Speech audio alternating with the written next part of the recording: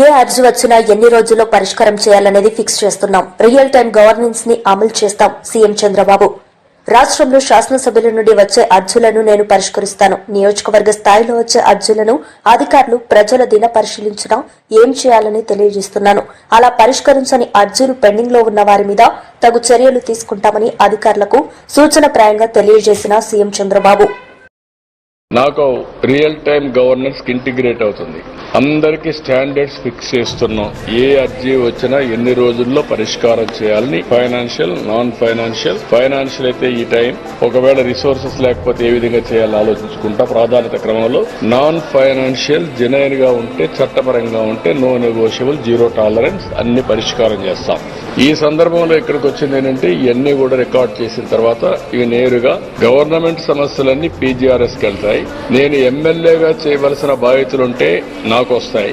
ఏదైనా చిన్న చిన్న ఇష్యూస్, కోఆర్డినేషన్ లేకుంటే కొంత హెల్ప్ అవన్నీ ఉంటే వ్యక్తిగతంగా చేసే పనులు నాకు వస్తాయి.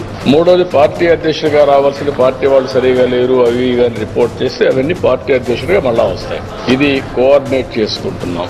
అందుకే ఇది ఒక వినూత్నమైన ప్రయోగం టెక్నాలజీలో.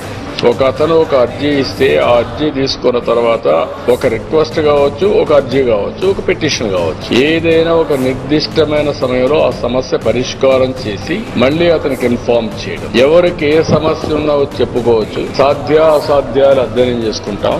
చేయలేకపోతే ఎందుకు చేయలేకపోయాం కూడా చెప్తాం. చేయగలిగిన పనులు మానవతా దృక్పథంతో ఎన్ని చేయగలిగితే అన్ని సమస్యలు పరిష్కారం చేస్తాం.